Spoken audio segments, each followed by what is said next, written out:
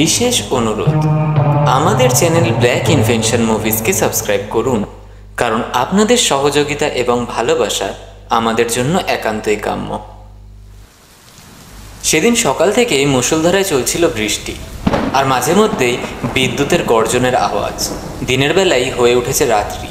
টেবিলে চায়ের কাপ একভাবে পড়ে আছে, আর ইন্দ্র অর্থাৎ ইন্দ্রাশিস এক মনে কিছু পড়ে চলেছে। হঠাৎ কলিং বেলের আওয়াজ বেজে ওঠে এবং ইন্দ্রাশিস বলে ওঠে তার মাকে, ও মা, দেখো তো কে এসেছে। দাঁড়া, দেখছি। ইন্দ্র, ময়ূক এসেছে। কেমন আছো আন্টি? ভালো রে, তোর খবর বল। শুনলাম সামনের বছর তোর নাকি বিয়ে। হ্যাঁ, মার একা পেরে উঠছে না গো, তাই। খুব ভালো, খুব ভালো। যা, ইন্দ্র ওই ঘরে রয়েছে। এরপর ময়ূক এবং ইন্দ্র বসে পড়ে একটি সত্য ঘটনার বিষয়ে আর্টিকেল রিসার্চ নিয়ে। ওয়েবসাইট থেকে জানতে পারে ঘটনাটির সম্পর্কে। এক মন দিয়ে ল্যাপটপের স্ক্রিনে চোখ তখন ইন্দ্রের। ময়ূক বলে ওঠে, আচ্ছা ইন্দ্র, গত রাতে এমন কি পেয়েছিস যে আমাকে এই ঝড় বৃষ্টির মধ্যে কল করলি? আরে পেয়েছি রে, পেয়েছি, এমনি এমনি ডাকিনি। তুই বরঞ্চ এটা দেখ। কি এটা? এরকম অদ্ভুত টাইপের বাড়ি একটা। এটাই তো, যে সেই বাড়ি না, এই বাড়ির নাম আছে দ্য এক্স মার্ডার হাউস। কি? X murder house?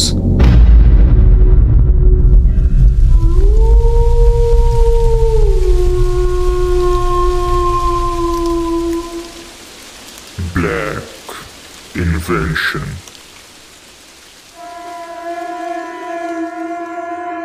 সকলকে স্বাগতম জানাই ব্ল্যাক ইনভেনশন মুভিজ অডিও স্টোরিতে।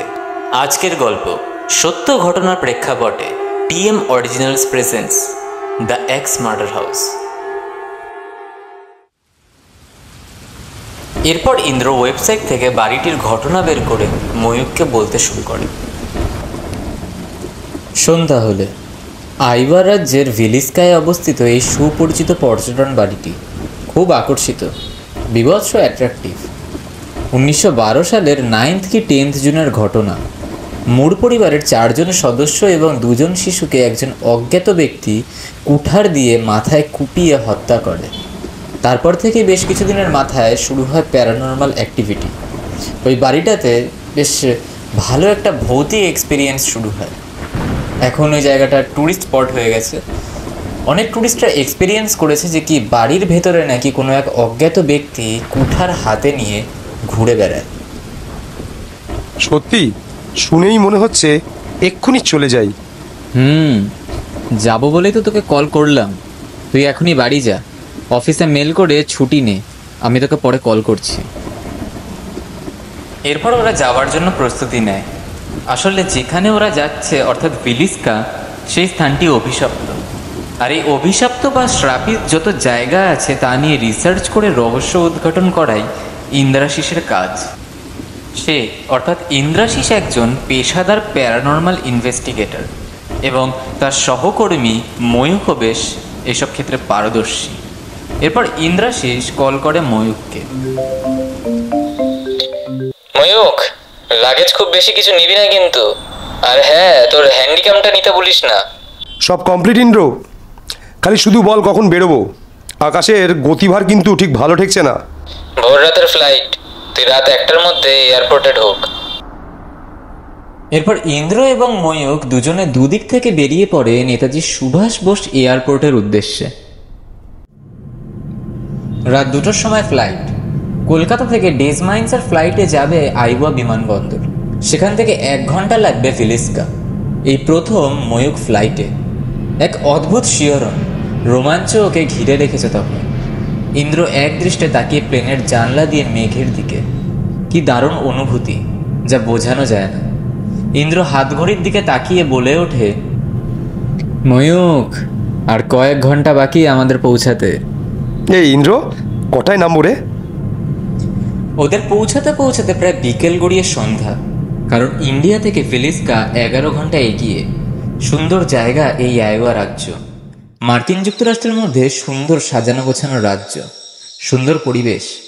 আইওয়া থেকে বাসে করে 1 ঘন্টা লাগে ভিলিস্কা পৌঁছাতে। তারা পৌঁছায় ভিলিস্কায়। তখন সন্ধ্যা প্রায় 8টা। ময়ূক বলে ওঠে ইন্দ্রকে, কি দারুণ বাড়ি রে ইন্দ্র, দারুণ। চল ভেতরে যাই। ওদের আগের থেকেই এই ভিলিস্কা হাউসের রুম বুক করা ছিল। ওরা হোটেলের করিডোর দিয়ে হাঁটতে থাকে। ওদের রুম নাম্বার ছিল J49, দোতলায়। চাবি দিয়ে দরজা খুলতেই কি সুন্দর গন্ধ ভেসে আসে ইন্দ্র এবং ময়ূখের নাকে। ময়ূখ বলে ওঠে, খুব সুন্দর গোছানো রে ঘরগুলো, কি বড় বড় জানলা, পেল্লাই মার্কা। দারুণ ইন্দ্র, দারুণ, খুব সুন্দর জায়গায় নিয়ে এসছিস। বাড়িটাও খুব সুন্দর, দেখেছিস? পুরোটা কি সুন্দর বাগান দিয়ে ঘেরা, মাঝখান দিয়ে সুন্দর রঙিন পাথরের রাস্তা, বেশ লম্বা লম্বা গাছগুলো। কিন্তু জানিস ইন্দ্র, আমার তো বিশ্বাসই হচ্ছে না যে এত সুন্দর একটা বাড়িতে কোনো অলৌকিক কিছু হতে বা থাকতে পারে। বারান্দাটা দেখেছিস? একটা কি সুন্দর হেলানো চেয়ার রয়েছে। আর যাই বলিস তাই বলিস, ঘরটার ভেতরে কিন্তু একটা কেমন ক্রিপি ফিলিং হচ্ছে।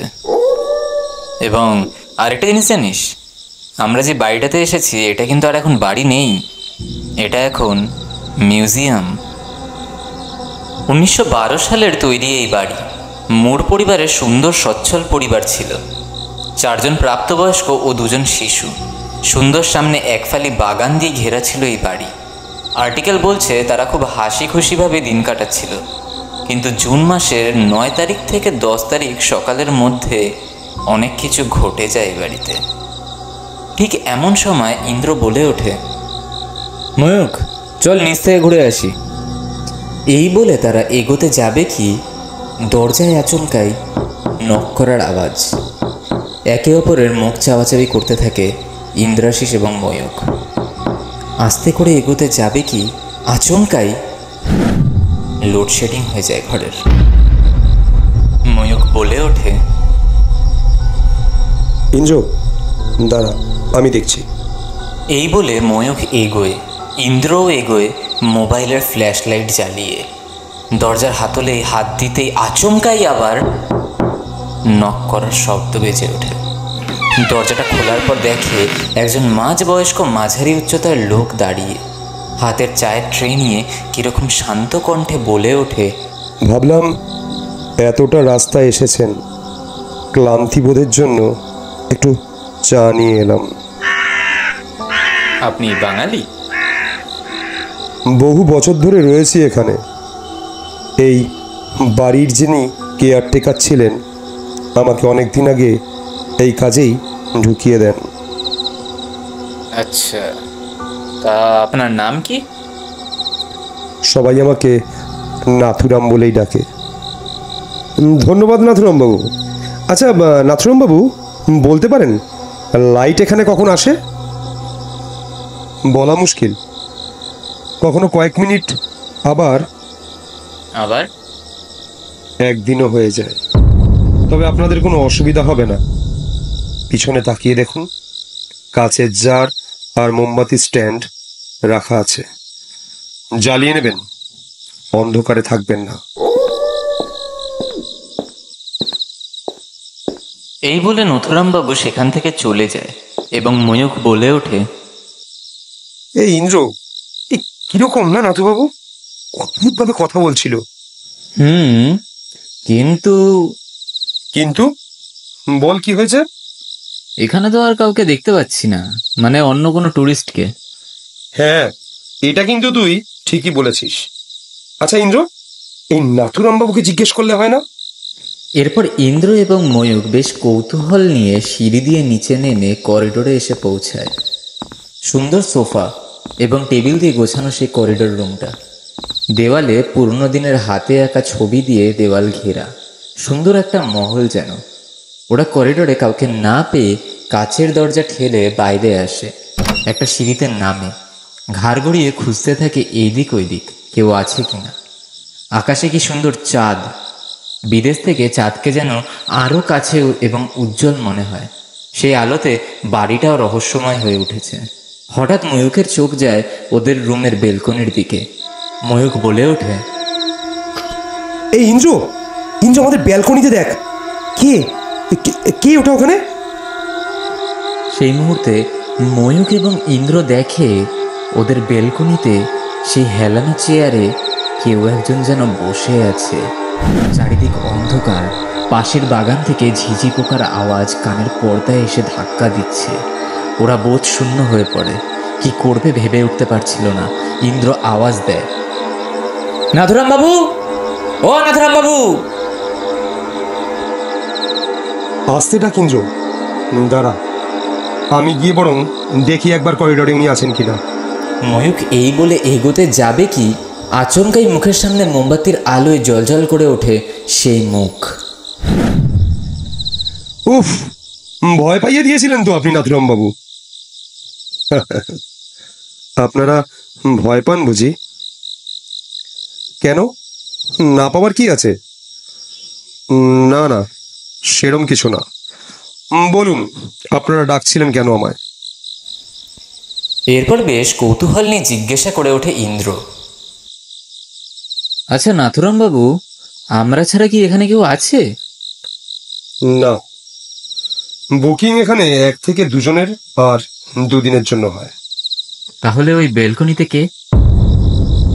ব্যালকনিতে এখানে আপনারা ছাড়া আর কেউ নেই। বললেই হলো কেউ নেই, আমরা স্পষ্ট দেখলাম। বল ইন্দ্র, বল। যাই হোক, আচ্ছা নাথুরাম বাবু, লাইট তো এখনো এলো না, তাহলে রাতের ডিনার পর্বটা সেরে ফেলাই বেটার, কারণ রাতও বাড়ছে। হ্যাঁ, আমি ওই জন্যই ডাকতে এসেছিলাম আপনাদের। এই কথোপকথন হওয়ার পর ইন্দ্র আর ময়ূক নিজেদের মধ্যে আলোচনা করে এবং এগোতে থাকে ডিনার রুমের দিকে। করিডোর থেকে একটু এগিয়ে বাঁদিক আর ডান দিকে 2 সারি বেশ কয়েকটা সুসজ্জিত ঘর, তারপরে গোল প্যাসেজের বাঁদিকে সিঁড়ি ধরে দোতলা। সোজা গেলেই ডাইনিং রুম। ইন্দ্র চেয়ারে বসে। চেয়ারগুলো বেশ আগেকার দিনের মতনই, বেশ লম্বা, গদি দেওয়া। অতি বড় ডাইনিং টেবিলের মাঝে লম্বা 3টে মোমবাতি, শুধু এইটুকু জায়গায় আলোকিত। আগের থেকে টেবিলে খাওয়ার সুসজ্জিত। ঠিক এই সময় ময়ূক বলে ওঠে, ইন্দ্র, একটু বস, আমি যা হাতটা ধুয়ে আসি। ময়ূক হাত ধুতে বেসিনে যায়, মাথা নিচু করে চোখে মুখে জল দেয়। উঠে আয়নাতে মুখ দেখতে যাবে কি দেখে ওর পাশেই কে একজন বিভৎস কাটা ছেঁড়া রক্তাক্ত মুখ নিয়ে দাঁড়িয়ে। গালের মাংস নেই, এক পাটি দাঁত দেখা যাচ্ছে, সারা মুখ দিয়ে রক্ত চুইয়ে পড়ছে। তাকিয়ে আছে ময়ূখের দিকে। ময়ূখ চিৎকার করে পিছিয়ে আসে বেসিন থেকে। ঠিক সেই মুহূর্তেই ইন্দ্র বলে ওঠে, কি হলো রে ময়ূখ? ইন্দ্র, ইন্দ্র, তাড়াতাড়ি আয় এদিকটায়, আয় আয়, দেখ দেখ দেখ। আমি এই বেসিনটার সামনেই দাঁড়িয়েছিলাম মুখ ধোয়ার জন্য। এই জায়গাটায় একটা বিচ্ছিরি বিভৎস রক্তাক্ত একটা মুখ দেখতে পেয়েছি। এই যে এই জায়গাটায়, এই জায়গাটা। আচ্ছা ঠিক আছে, শান্ত হ শান্ত হ। আসলে ওইসব আর্টিকেলে পড়েছিস তো এইসব বিষয় নিয়ে, ওই এক্স নিয়ে, তো ওইগুলোই ইলিউশন ঘুরছে মাথায় তোর, ইলিউশন। এইগুলো ছাড়, এইসব মাথা থেকে সরা। চল চল, খেয়ে নেবো এবার, চল।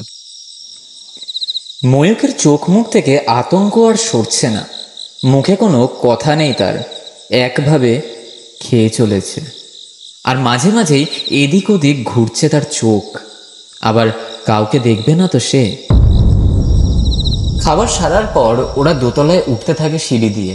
রুমে পৌঁছানোর সাথে সাথেই, ওহ, বাঁচলাম এতক্ষণ পর, বাবা কারেন্টটা এলো। সত্যি, এবার আর কোনো চিন্তা নেই। নানা গল্প করতে করতে ওরা শুয়ে পড়ে। রাত 1:30-2টায় বড় দেওয়ালের ঘড়ির পেন্ডুলাম অদ্ভুত আওয়াজে জানান দিচ্ছে সময়। পাশের ব্যালকনি থেকে ভেসে আসে হেলানো চেয়ারে বসে কেউ যেন দোল খাচ্ছে। ঠিক সেই মুহূর্তে ময়ূক বলে ওঠে, ইন্দ্র, ইন্দ্র, ইন্দ্র ওঠ। আরে কি হয়েছে? আরে ওঠ ওঠ। আরে ঘুমা। আরে ধুস, থাক, দরকার নেই, মনে হয় না এখন উঠবে।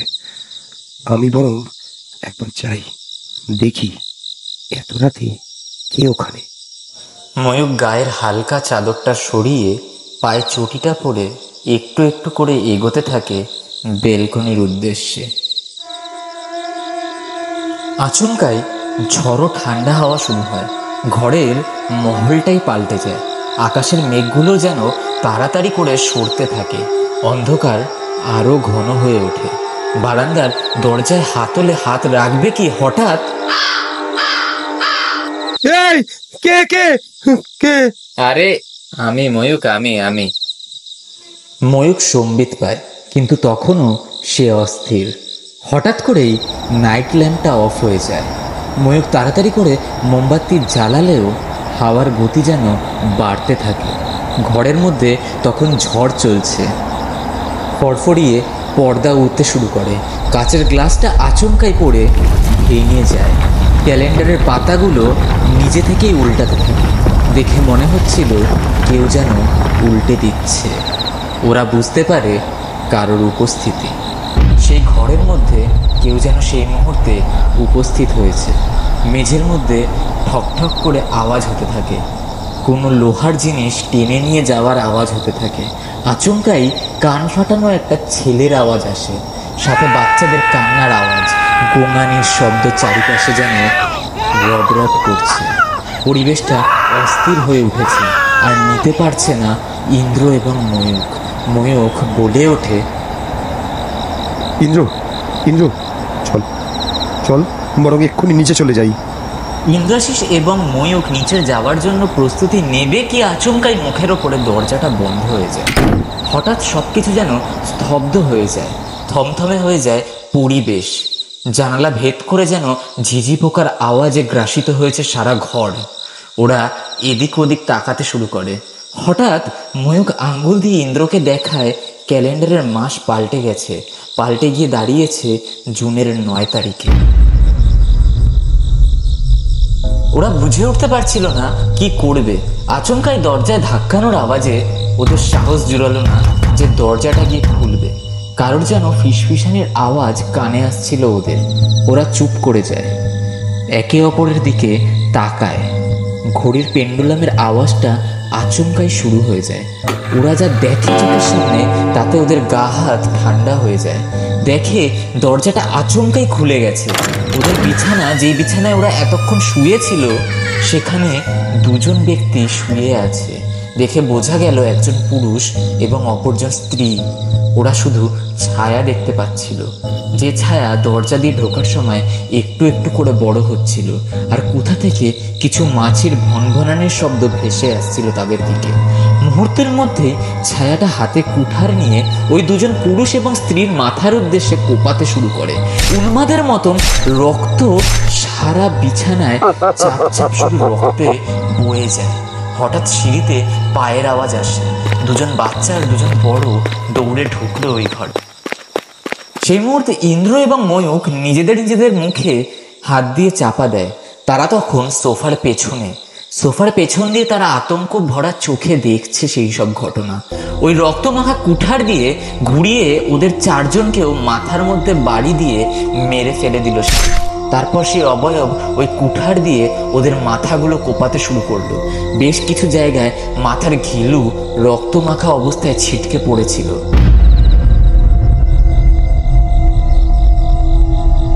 সেই ছায়ামূর্তি কুঠারের ফলা ওই রক্তমাখা চাদরে মুছে কুঠারটা ওখানে রেখে চলে যাবে কি আচমকাই ময়ূকদের দিকে এগোতে লাগলো। ময়ূক চেল্লাতে যাবে কি ইন্দ্র ওর মুখ চেপে ধরলো। অবয়বটা বারান্দায় গেল, হেলানো চেয়ারে বসে থাকলো কিছুক্ষণ। তারপর আস্তে আস্তে কখন যে চলে গেল ইন্দ্রাশিস এবং ময়ূক তা জানে না। যখন চলে যাচ্ছিল তখন এক ঝটকায় ময়ূক দেখছিল সেই মুখটা গালের মাংস যার উঠে রয়েছে, দাঁত দেখা যাচ্ছিল, আর সেইখান থেকেই আওয়াজ আসছিল মাছির। মুখের বিভৎস ক্ষতবিক্ষত স্থানে চাক বেঁধে বসেছিল মৌমাছি। ময়ূক অজ্ঞান হয়ে যায়। সৌভাগ্যবশত ময়ূকের হ্যান্ডিক্যামটা চালু ছিল টেবিলে। ইন্দ্র দৌড়ে যায় সেই হ্যান্ডিক্যামের উদ্দেশ্যে, ডিটেলস লোড হয়েছে কিনা সেই দেখতে। গিয়ে দেখে পুরোটাই ব্ল্যাঙ্ক। ইন্দ্র বলে ওঠে, জানিস ময়ূক, ক্যালেন্ডারের এই মাসের এই তারিখ রাতে এই ঘটনাই হয়েছিল। বুঝলাম সেটা এই ঘরই ছিল।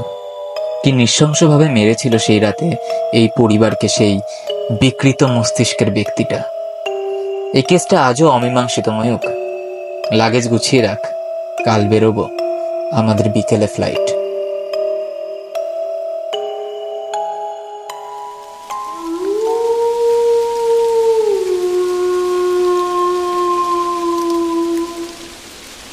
Black Invention.